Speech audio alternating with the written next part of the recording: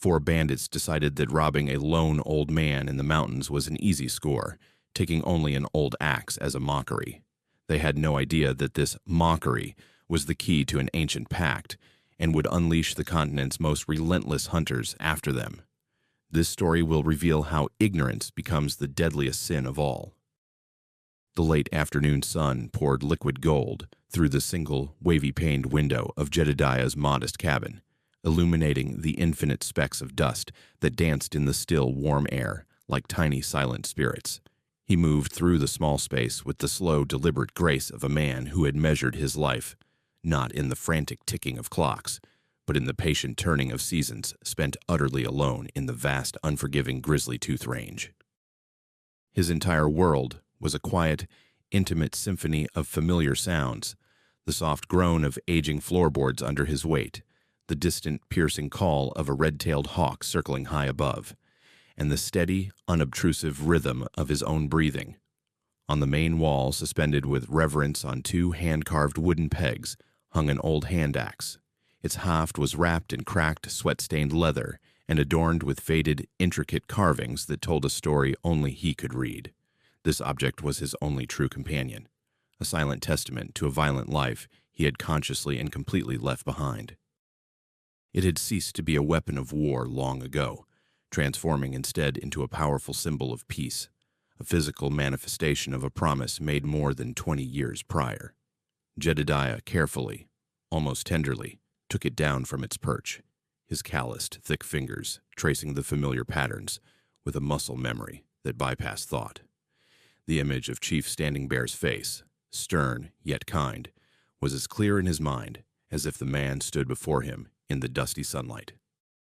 He recalled the weight of the chief's hand on his shoulder and the solemnity in his voice as he passed him the axe. He took a soft, clean piece of buckskin and began to wipe down the polished steel head, the motion a practiced ritual of deep respect and remembrance. His heart, for so long a quiet and steady drum, filled with a quiet gratitude for the long, unbroken silence the axe had come to represent. It was, as the chief had explained, a piece of the tribe's soul, entrusted to his solitary care. In its stoic presence, Jedediah had finally found his own measure of elusive tranquility. As twilight bled purple and bruised orange across the sky, painting the sharp peaks in colors, both beautiful and melancholic, a different, discordant kind of life stirred in the woods below. 4 figures moved with a careless urgency through the deepening shadows, their heavy-booted steps clumsy and loud, snapping twigs and crushing ferns in the sacred quiet of the forest. They were led by Garrick, a man whose pragmatism was as sharp and cruel as the long-bladed knife on his belt. He saw the world not as a place to live, but as a collection of things to be taken, and he believed the old hermit in the isolated cabin was the easiest taking he'd find in many lean months. They abandoned any pretense of stealth as they neared the clearing, crashing through the worn, unlatched door with a splintering roar that brutally violated the decades of peace held within those 4 walls. The cabin was disappointingly, almost insultingly sparse. It held little more than meticulously stacked firewood, some strips of dried venison, a few sacks of flour, and some neatly folded worn blankets. A sneer of disgust twisted Garrick's thin lips.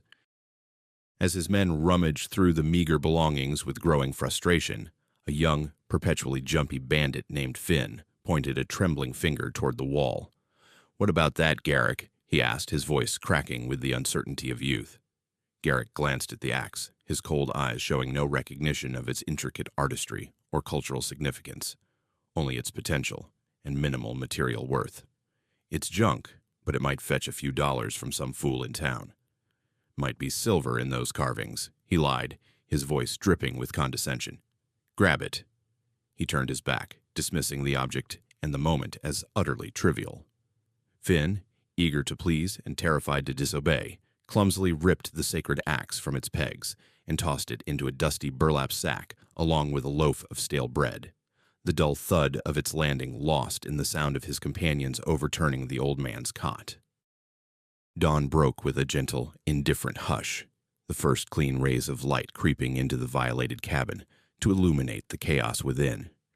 Jedediah stirred from his bedroll on the floor, his old bones protesting with a familiar ache, but his mind immediately registered the dissonant, jarring note in his home's familiar melody. The splintered doorframe hanging askew, the overturned stool, the scattered contents of his provision chest. He rose slowly, his body stiff, his eyes methodically scanning the small room. His gaze skipped over the missing supplies and the mess, landing with laser focus on the empty space between the two wooden pegs on the wall. That void was a physical wound in the heart of his home. His weathered face, usually a mask of calm, philosophical acceptance, hardened into a granite slab, a profound coldness that had nothing to do with the crisp morning air spread through his chest and settled deep in his gut. He didn't check his few hidden valuables or his remaining food stores. He only stared at that vacant screaming spot on the wall.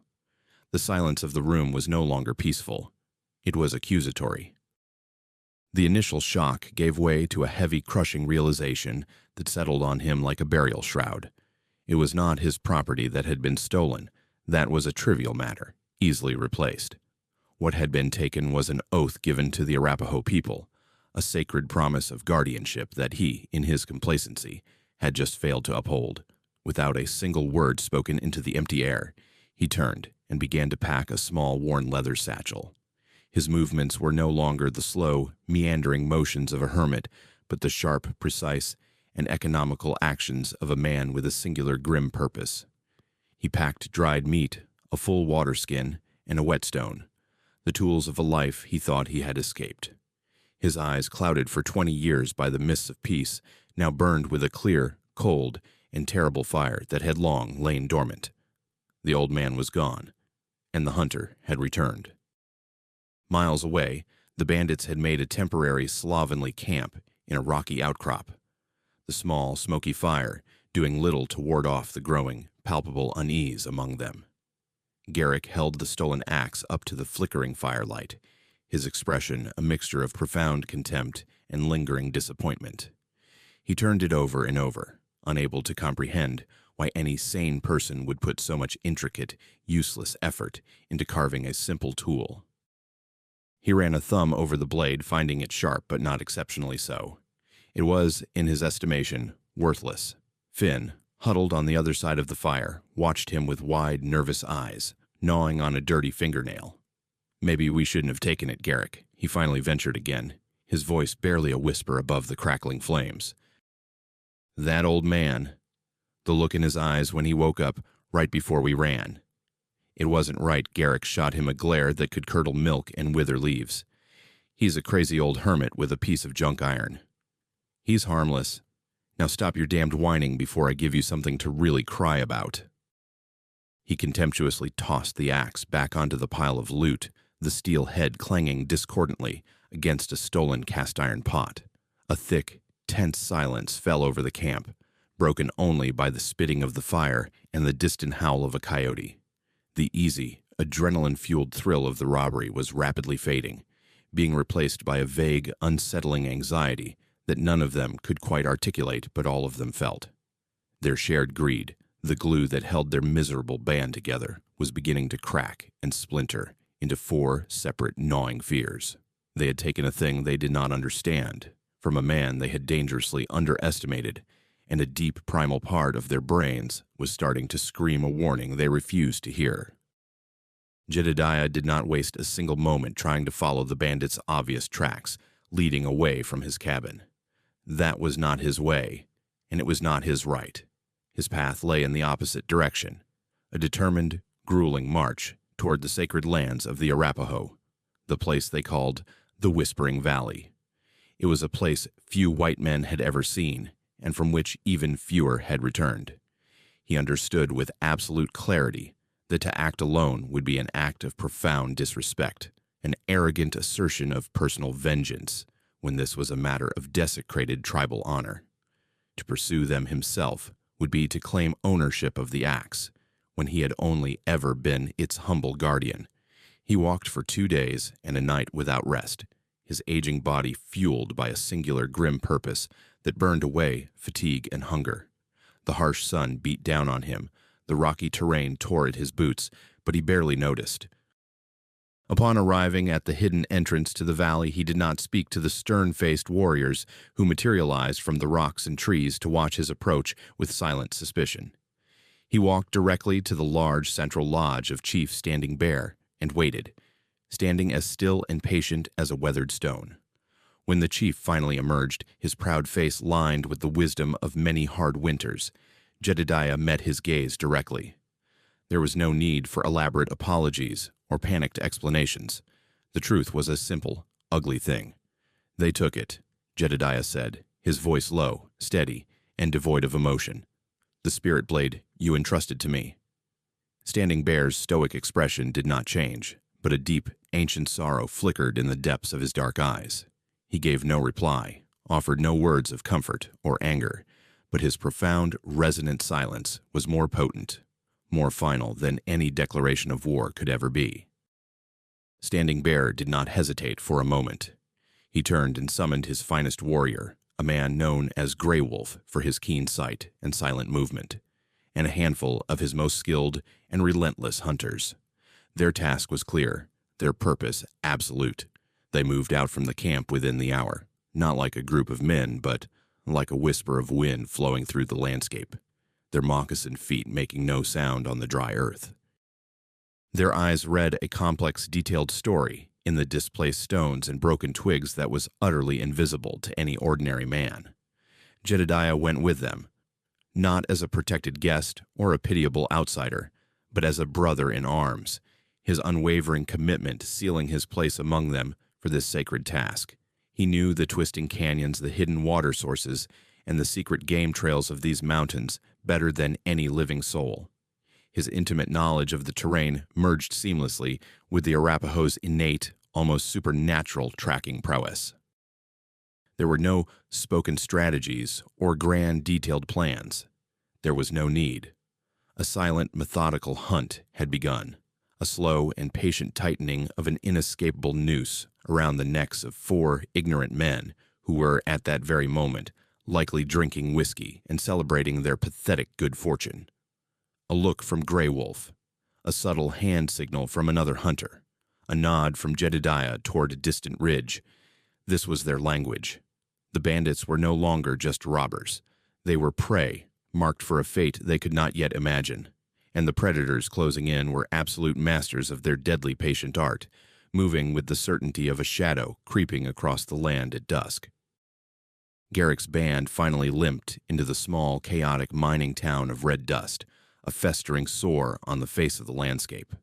It was a chaotic collection of dirty tents and hastily erected crude wooden structures, teeming with desperate, hollow-eyed men chasing impossible dreams of gold.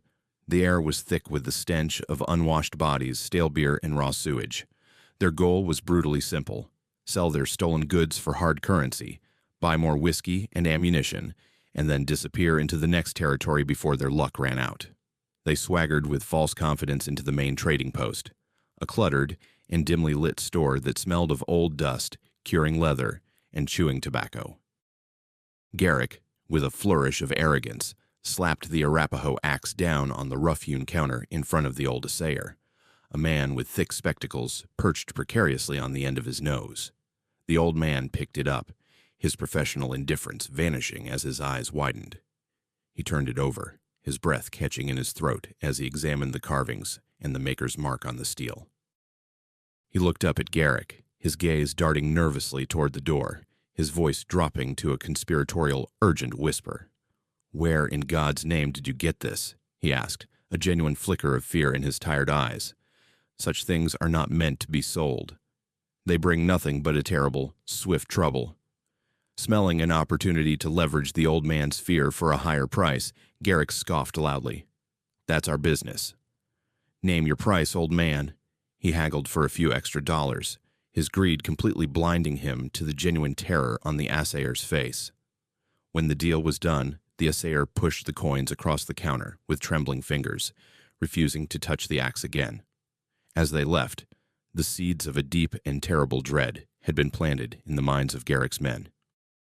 That night, camped a few miserable miles outside of Red Dust, the assayer's ominous words echoed in the oppressive, heavy silence.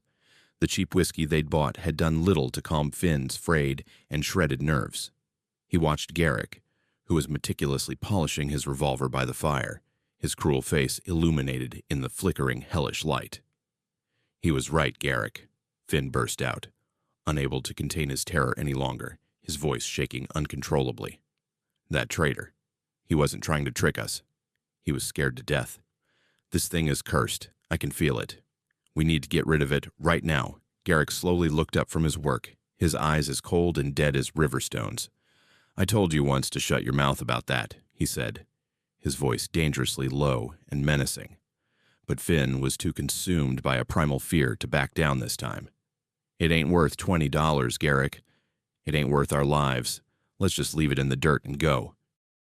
The argument escalated with blinding speed, Finn's frantic, desperate pleading grating on Garrick's last nerve. The dispute ended not with words, but with the sickening, wet crunch of Garrick's fist connecting squarely with Finn's jaw. The younger man crumpled to the ground in a heap, spitting blood. Garrick stood over him, his chest heaving, his knuckles split and bleeding. "Does anyone else have an opinion they'd like to share?" He snarled at the other two bandits, who immediately flinched and looked away, suddenly finding the flames of the campfire intensely fascinating. The fragile unity of their gang was irrevocably shattered. It was no longer them against the world. It was every man for himself, trapped together by a shared mistake, their new and most immediate enemy being the paranoia and fear that now gnawed at them from within. Jedediah and the Arapaho warriors, moving with the patience of geological time, used their unparalleled knowledge of the land to shepherd the frantic bandits, subtly guiding their panicked path like a wolf pack guides a wounded deer. They finally drove the fractured, bickering group into a narrow box canyon, a natural prison of towering, sheer rock walls with only one entrance and no escape. There, the hunters ceased their direct pursuit and simply waited, becoming part of the landscape. They did not attack. Their goal was not a simple kill, but a complete dismantling of their enemies' minds before their bodies. They began a campaign of insidious psychological warfare, perfectly designed to shred what little was left of the bandits' sanity. As impenetrable darkness fell, strange, mournful sounds began to echo from the canyon walls, sounding precisely like the high, wailing cries of grieving spirits. An Arapaho flute played a haunting, sorrowful melody from an unseen perch. Shadows, shaped like men with bows, danced at the very edge of their sputtering firelight, appearing on the high ridges and disappearing in the blink of an eye. The bandits, already teetering on the brink of madness, became completely unglued. They fired their guns wildly and uselessly into the oppressive, mocking darkness, their wasted bullets whining and ricocheting off the stone walls. Sleep was an impossible luxury. Every gust of wind whistling through the rocks, every skittering lizard in the undergrowth became a phantom warrior closing in for the final, silent kill. They were trapped, not just by tons of unscalable rock, but by the closing walls of their own escalating, all-consuming terror. By the second night, they were screaming at each other, seeing assassins in every shadow. As the first gray, sickly light of dawn crept over the canyon rim, a sleep-deprived, wild-eyed, and half-mad Garrick peered toward the canyon's mouth. Through the thin morning mist, he saw a single, solitary figure standing there, perfectly silhouetted against the pale rising sun, the old mountain man, Jedediah. In his terror-addled and exhausted mind, Garrick did not see a determined avenger or the hardened bait in a deadly trap. He saw only a frail, defenseless old man, foolishly and arrogantly blocking his path to freedom. A final, desperate surge of rage and adrenaline washed over him, extinguishing the last embers of caution. "It's him.